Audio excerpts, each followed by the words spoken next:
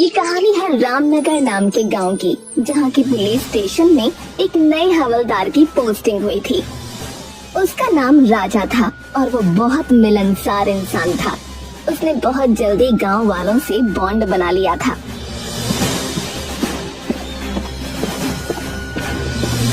अरे मुखिया जी प्रणाम, क्या हाल चाल है आपका? अरे बस सब बढ़िया हवलदार जी, भोलेनाथ की कृपा है। वैसे भी सावन के महीने में हम थोड़े ज्यादा ही प्रसन्न रहते हैं। अरे ये बात तो सही कही आपने, सावन का महीना सबसे अलग होता है। चारों तरफ हरियाली और भोलेनाथ की भक्ति, ऐसे में जो दिन कटते हैं उसका कोई जोड़ ही नहीं है। बिल्कुल सही कहा हवलदार साहब। अरे मेरा नाम राजा है मुखिया जी, आप हवलदार क्यों कहते रहते हैं हमेशा? अरे तो मेरा नाम भी रामलाल है, लेकिन आप भी तो हमें मुखिया मुखिया कहते रहते हैं कि नहीं? ओहो, तो आप बदला ले रहे हैं? अरे नहीं नहीं, ऐसी बात नहीं है। हम बदला नहीं, मौज लेते हैं, मौज।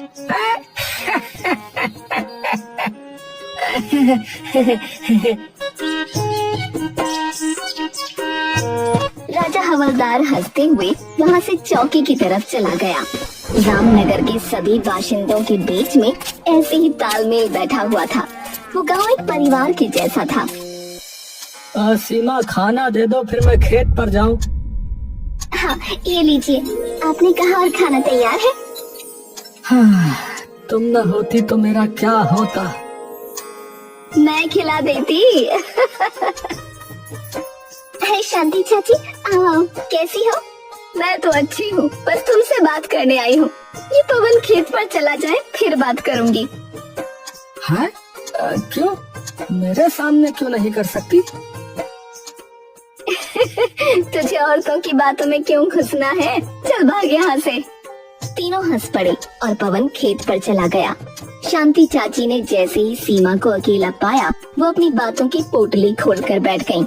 पहले तो हल्की फुल्की गपशप, मोहल्ले की बहुओं की बातें, और फिर धीरे धीरे असली मुद्दे की तरफ वो बढ़ी। सीमा बेटा, तेरे से एक बात करनी थी। वैसे तो बड़ी बात नहीं है, पर मन में खटक रही है 2 दिन से। अरे चाची, आप तो डराने लगी, बोलिए ना क्या बात है? हमारे घर से चांदी का लोटा गायब हो गया है। मेरी अम्मा का दिया हुआ था, बहुत प्यारा था मुझे। चांदी का लोटा? अरे आपने शायद किसी को दे दिया होगा इस्तेमाल के लिए। चांदी का लोटा भला किसी को क्यों दूंगी? हाँ, ये बात भी सही है। कहीं रखकर भूल तो नहीं गई आप? सीमा ने पूरा घर छान मारा, रसोई, ओसारा, पिछवाड़ा, लेकिन चांदी का लोटा कहीं नहीं मिला। एक गहरी चिंता की रेखा उसके माथे पर खिंच गई। चाची, कहीं कोई उठा तो नहीं ले गया? पता नहीं बेटा, खैर अब क्या कर सकते हैं, भगवान देख रहा है। सीमा चुप रह गई, लेकिन तभी उसे कुछ और याद आया। उसकी भी कुछ चीजें गायब थीं। अरे चाची, एक बात बताऊं, परसों से मेरी एक जोड़ी पायल भी नहीं मिल रही है। क्या? ये तो बहुत अजीब बात है। तेरे घर से भी गायब, हमारे घर से भी। कुछ तो गड़बड़ है सीमा। इधर सीमा शांति की बातों का सिलसिला खत्म नहीं हुआ था, उधर पूरे गांव में कुछ न कुछ गायब होने की खबरें आने लगी। कहीं से गहने, कहीं से जूते, तो कहीं से किसी की साइकिल। यार, मेरी वो महंगी वाली घड़ी भी नहीं मिल रही। भूत उठा ले गया क्या उसे? यार हमारे घर से तो 10,000 रुपए गायब है। बताओ कौन चोर है जो इतनी सफाई से चोरी कर रहा है? यार, गांव के लोग पहले से हल्के में ले रहे थे, पर जैसे जैसे सामान की लिस्ट बढ़ती गई, एक बेचैनी पनपने लगी। फिर अगली सुबह, पवन, मेरी अंगूठी, मेरी सगाई की अंगूठी कल रात अलमारी में रखी थी, अब नहीं है।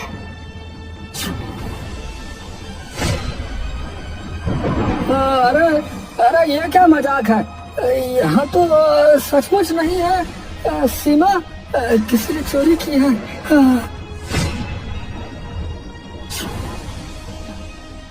शोर मच गया, गांव के लोग जमा हो गए। सभी के चेहरों पर डर और चिंता साफ झलक रही थी। इतने शांत गांव में ऐसी घटनाएं ये तो अपशकुन जैसा लगने लगा।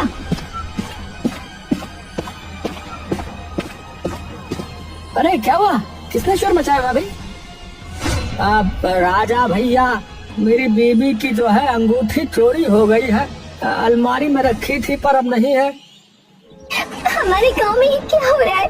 कौन है जो सबके घरों से चीजें उठा रहा है? अरे अरे सब शांति रखो।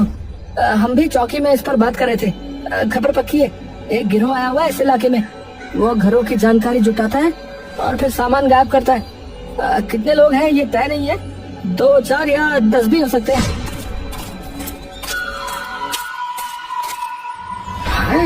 अरे हमारे गांव में तो कभी ताला भी नहीं लगता था दरवाजों पर, अब तो दिन में भी डर लगने लगा है भाई। अब से सब सतर्क रहें और जो भी बाहर का आदमी दिखे उसकी खबर मुझे दो। और हाँ, मैं आपकी अंगूठी की तलाशी में लग रहा हूँ। गांव में सनसनी फैल गई। जिस गांव में पहले गली की बकरी भी गुम हो जाती थी तो ढोल बज जाता था, अब वहाँ चोरी की घटनाएं आम हो रही थीं। फिर अगले दिन अरे अरे किसने तो मेरी बाइक ही गायब कर दी। रात में बरामदे में खड़ी थी, सुबह देखा तो नहीं है। क्या क्या है, क्या कह रहा है भैया? हाँ क्या करो भैया? अरे भैया अब तो हद हो गई है, ये तो बड़ा मामला हो गया। हाँ भैया सही कह रहा है, हद हो गई ये तो। हाँ हाँ भैया सही कह रहे हैं। ये कोई साधारण चोर नहीं हो सकता, कोई है जो हमारे बीच ही रह रहा है। जब पूरा रामनगर चोरी की घटनाओं से परेशान था, उसी समय शाम के समय एक चमचमाती कार गांव के बाहर की टूटी सड़क पर अटक गई। ड्राइविंग सीट से उतरा एक सफेद कमीज और काले चश्मे वाला व्यक्ति, बाल थोड़े बिखरे हुए, चाल में शहरी रौब और चेहरे पर मासूम मुस्कान। हेलो, कोई है? गाड़ी बंद हो गई है, प्लीज कोई मदद करेगा? कुछ ही देर में गांव के मुखिया रामलाल वहां पहुंचे। अरे कौन हो बेटा, कहाँ से आए हो? नमस्ते, मेरा नाम सूरज है। शहर से आ रहा था कि अचानक गाड़ी बंद हो गई। रात होने वाली है। आप बुरा ना माने तो मैं क्या एक रात यहाँ रुक सकता हूँ? तुम मुसाफिर हो, ठीक है, पर गांव में थोड़ा जो है हंगामा चल रहा है, ध्यान रखना है। आप चिंता ना करें, मैं एकदम शरीफ और सीधा इंसान हूँ, किसी को परेशानी नहीं होगी। मुखिया जी ने कुछ सोचते हुए सूरज को अपने घर में एक कमरा दे दिया, लेकिन उधर से गुजरते राजा हवलदार की नजर सूरज पर पड़ गई। वो मुखिया के पास गया और बोला, मुखिया जी ये कौन है? अरे है कोई मुसाफिर, सूरज नाम बता रहा है। कह रहा है कि गाड़ी खराब हो गई, एक रात के लिए रुकने को कहा है। सावधान रहिएगा है, जब से चोरी शुरू हुई है तब से कोई नया आदमी गांव में नहीं आया था, अब आया है, इस पर नजर रखिएगा। हाँ हाँ समझ गया, अब ये मेरी नजर में है। सूरज मुखिया जी के घर में रुक गया, लेकिन अगली सुबह अपनी कार ठीक कराने की बजाय गांव में इत्मीनान से घूम रहा था। न हाथ में कोई औजार, न गाड़ी की फिक्र, जैसे वो गांव का सैलानी हो, न कि कोई राह भटका यात्री। अरे देखा, वो सूरज यार, ये वही मुसाफिर है जो मुखिया जी के यहाँ पर रुका हुआ है। ऐसे घूम रहा है जैसे नानी के घर आया हो। इसको कोई जल्दी नहीं है कार ठीक करवाने की, अजीब है। खबर आई कि बीती रात एक घर से मोबाइल चोरी हो गया। है? किसका मोबाइल गया? अरे मेरा, अरे चार्ज पर लगाया था, सोचा था कि रात को जो है चुनिया से बात करूंगा, लेकिन सुबह देखा तो गायब मिला भैया। अरे बेटा सूरज, तुम गांव में ऐसे मस्ती से क्यों घूम रहे हो भाई? तुम्हारी गाड़ी कब ठीक होगी? अरे मुखिया जी, पहली बार किसी गांव में आया हूँ, थोड़ा एक्सप्लोर करना चाहता हूँ। बहुत सुंदर गांव है आपका, शांति, हरियाली और हाँ अपनापन भी। सुंदर तो है, पर तुम जो है अपनी गाड़ी पर ध्यान दो, वो ज्यादा जरूरी है। सूरज ने मुस्कुराते हुए सिर हिलाया, लेकिन गांव के लोगों की आंखों में अब संदेह गहरा होने लगा था। और फिर रात के समय चौपाल पर पता नहीं क्या हो रहा है यहाँ पर। चौकी में भी यही बात चल रही है, लेकिन कोई सबूत ही नहीं मिलता। बेटा जल्दी कुछ करो। किस बात की चर्चा हो रही है? आप लोग इतने तनाव में क्यों हैं? अरे तुम्हें नहीं पता है? गांव में एक के बाद एक चोरी हो रही है, चप्पल से लेके मोबाइल तक, और अब तो अंगूठी और बाइक भी। ओहो, बहुत बुरा हुआ। तो फिर जल्दी ही मुझे यहाँ से निकल जाना चाहिए। मैं आज ही मैकेनिक ढूंढता हूँ। पर उस दिन भी सूरज ने न तो किसी मैकेनिक से बात की और न ही खुद गाड़ी खोलने की कोशिश की। वो बस मुस्कुराता रहा, टहलता रहा। फिर उसी रात पवन को नींद नहीं आ रही थी, उसे कुछ बेचैनी सी हो रही थी। तभी उसने देखा कि कोई एक परछाई गलियों में घूम रही है। अरे ये कौन है? ये रात गए। पवन ने चप्पलें पहनी और चुपचाप उसका पीछा किया। परछाई ने मोड़ लिया। पवन ने आंखें गड़ा दी। सूरज? वो सूरज ही था, मुसाफिर जो अब गांव की गलियों में रातों में भटकता रहता था। पवन ने कुछ नहीं कहा, बस वापस लौट आया। और सुबह होते ही राजा से मिलने पहुंचा। राजा भैया, मैंने जो है सूरज को रात में गलियों में घूमते हुए देखा। हाँ, जरूर कोई गड़बड़ है। हाँ। मैं भी जगा हुआ था कल रात। मैंने उसे पेड़ पर चढ़ते हुए देखा। सोच रहा था कि देखूं वो कर क्या रहा है, पर कुछ समझ में नहीं आया। राजा और पवन अब सीरियस हो चुके थे। गांव में सूरज के रहस्य को सुलझाना जरूरी हो गया था। बस अब बहुत हो गया, चलो उसकी गाड़ी चेक करते हैं। गांव के लोग सूरज की गाड़ी की ओर बढ़े, पर जब दरवाजा खोलने की कोशिश की तो वो लॉक थी। अरे खोलो खोलो, अरे भैया देखना है कि इसके अंदर क्या छुपा है। हाँ। अरे अरे अरे क्या कर रहे हैं आप लोग? ये मेरी गाड़ी है भाई। देखो भाई, तुम्हारी गाड़ी 2 दिन से यहाँ पर खड़ी है, ना मैकेनिक को बुलाया तुमने, ना ही कुछ किया इस पे। अब बताओ तुम कब जा रहे हो? मैंने गांव के बाहर वाले मैकेनिक को दिखाया था, पर उसे कुछ समझ में नहीं आ रहा है। तो अब मैं अपना आदमी भेजता हूँ, वो सही करवा देगा। अब और नहीं रुकोगे तुम? हाँ ठीक है, बस एक रात और, सुबह निकल जाऊंगा। ठीक है। फिर एक रात आई। पवन और राजा अब चुपचाप निगरानी कर रहे थे। तभी देखा कि एक परछाई फिर किसी के घर में घुस गई। अरे भैया, वो रहा चोर, यही मौका है, चलो। दोनों दबे पांव उस घर की ओर गए, झटके से दरवाजा खोला और पकड़ लिया उस परछाई को। अरे पकड़ लिया, पकड़ लिया, पकड़ लिया। अब बता कौन है तू? कौन है तू? सूरज ही है ना? मुंह दिखा जरा अपना।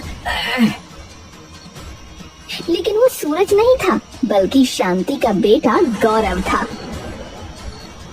अरे रे, अरे मैं अपनी गर्लफ्रेंड से मिलने आया था। घर में वो अकेली थी, इसलिए। प्लीज हमारे माँ बाप को मत बताना, हमारी जान चली जाएगी।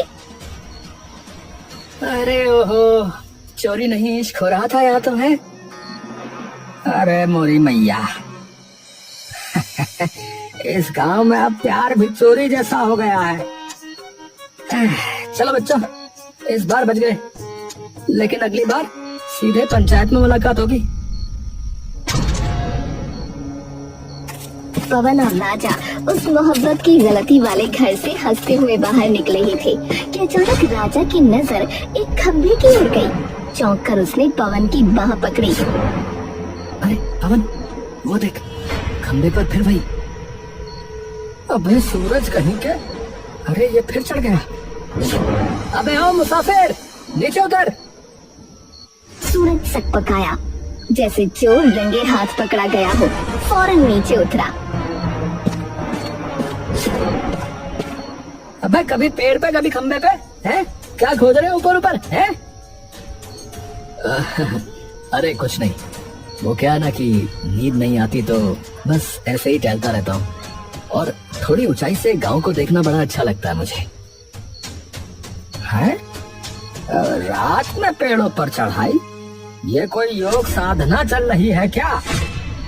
बस बहुत हो गया, चलो मुखिया जी के पास चलो। दोनों से लेकर मुखिया के पास पहुँचे। मुखिया जी, ये जो आपके यहाँ रुका है, आपको पता भी नहीं चलता कि ये कब घर से गायब हो जाता है। अभी खंबे पे था, कल पेड़ पे था। हाँ, अब जो है इसे घर में बंद करके रखिए। हाँ, जब तक इसकी गाड़ी ठीक ना हो जाए ये बाहर नहीं निकलेगा। ठीक है, जब तक गाड़ी सही नहीं होती ये मेरे घर में ही रहेगा। राजा और पवन जाने को ही थे कि राजा एकदम से रुक गया। रुको, मुझे अब इस मुसाफिर पर एक कौड़ी का भी भरोसा नहीं रहा, और मुझे लगता है कि इसकी गाड़ी भी एकदम सही है। चलो देख लेते हैं। सूरज के चेहरे पर हल्की घबराहट थी। राजा और पवन उसके साथ गाड़ी के पास पहुँचे। सुबह लगभग हो चुकी थी। हाँ भाई, चाबी निकालो और चलाओ इसे। पर मैंने बताया था ना कि अरे भाई चलाओ इसे। राजा ने चाबी घुमाई और इंजन एक झटके में स्टार्ट हो गया। देखा, अरे हम नहीं कह रहे थे, इसकी गाड़ी एकदम सही है। अब पुलिस आएगी और तेरा तमाशा यही खत्म होगा। अरे रुको रुको भाई, सिर्फ इतना ही काफी नहीं है इसे चोर साबित करने के लिए। मैं कहता हूँ कि एक दिन और रुक के देखना चाहिए। अगर ये चोर नहीं निकला तो हमारा गांव बदनाम हो जाएगा। मैं चोर हूँ ही नहीं, चाहो तो मेरी तलाशी ले लो भाई। अरे तो चुप रहे। और मुखिया जी, ये आदमी यहाँ झूठ बोल रहा है, गाड़ी ठीक है फिर भी ठहरा हुआ है, ये चोरी से कम नहीं है। तभी भीड़ जमा हो गई। गांव वाले आ गए, सबकी आंखों में सवाल थे। तभी सूरज ने एक अजब बात कही। वैसे इतनी चोरियां हुई, लेकिन राजा जी के यहाँ कभी कुछ चोरी नहीं हुआ, ऐसा कैसे? अरे हाँ, ये तो अजीब बात है। इसका मतलब? इसका कोई मतलब नहीं है। चोर को अभी मौका नहीं मिला मेरे घर का, और फिर मैं हवलदार हूँ, चोर डर रहा होगा। चोर किसी से नहीं डरते। अरे चुप रहो, एक हवलदार पर इल्जाम लगाते हो। अब देखो मैं क्या करता हूँ। राजा ने सूरज के हाथ में हथकड़ी डाल दी। एक पुलिस वाले पर उंगली उठाने के जुर्म में मैं तुझे गिरफ्तार करता हूँ। हाँ तो सुनो, असली गिरफ्तारी अब होगी। मैंने पुलिस को पहले ही बुला लिया है। सायरन की आवाज आई। पुलिस जीप गांव में घुसी। गांव वाले चौंक गए। सूरज ने जेब से मोबाइल निकाला और एक वीडियो चलाया, जिसमें साफ साफ राजा चोरी करते हुए नजर आ रहा था। अरे ये तो पर गांव में सीसीटीवी का। वही तो, जहाँ सीसीटीवी नहीं होता वहीं लगाना पड़ता है। मैं जब पेड़ पर चढ़ा था और खंभे पर, तो वहाँ कैमरे फिट कर रहा था, समझा? अरे भगवान, ये क्या कह रहा है? अरे मोरी मैया, ये क्या कह रहा है भैया? अरे भैया, ये क्या हो गया भैया? ये सुनकर राजा को गुस्सा आ गया और वो मुखिया से लड़ने लगा। ये खुराफाती मुसाफिर इतने दिन से आपके घर में है और आपको खबर ही नहीं हुई? देखो भाई, इस मुसाफिर को जो है मैंने ही बुलाया था, और बात दरअसल ये है कि ये क्राइम ब्रांच से एक अंडर कवर अफसर है। क्या कहा? अफसर? धोखा? अरे धोखा नहीं, चाल थी। धोखा तो तुमने दिया हमें, क्योंकि तुम कोई हवलदार नहीं, चोर हो। है? क्या कहा? क्या करा भैया मुखिया जी? ए भैया, मुखिया क्या कह रहा भैया? कहाँ कह रहे? हाँ, असल में ऐसा था कि हमारे गांव की चौकी में हवलदार की पोस्टिंग होने वाली थी। इस चोर को ये पता चल गया और ये उसकी जगह आ गया, क्योंकि असली हवलदार को आने में कुछ दिन बाकी थे। हाँ, जब मुझे इस पर शक हुआ तो मैंने सबसे पहले इसका ही बायोडेटा निकाला। तब पता चला कि राजा नाम का तो कोई हवलदार आना ही नहीं था यहाँ पर। असली हवलदार ये हैं, मिस्टर पांडे, जो आज ही आए हैं। नमस्ते जी, नमस्ते। राजा ने भागने की कोशिश की, लेकिन पुलिस ने उसे पकड़कर हथकड़ी लगा दी। माफ कर दो, मुझसे गलती हो गई। मेरे ऊपर बहुत कर्जा हो गया था, इसलिए ये करना पड़ा। अरे गलती? अरे भैया, हमें लूट लिया और कह रहे हो गलती? अरे शर्म करो भैया, शर्म करो। अरे भैया, कौन सी गलती, कैसी गलती है, क्या कह रहे हो तुम? साले कूट देंगे बता रहे। तलाशी लो, राजा के घर की तलाशी लो। राजा के घर से चोरी का सारा सामान मिल गया। कुछ चीजें उसने बेच दी थी, उसके लिए जुर्माना लगाया गया। सूरज ने हर एक पीड़ित को उनका सामान लौटाया। हम सब सूरज जी के आभारी हैं। बिल्कुल, मुसाफिर बनकर आए और रक्षक बन गए। हम सोच भी नहीं सकते थे कि राजा ही चोर निकलेगा। धोखा देने वाला चाहे कोई भी हो, उसका अंत यही होता है।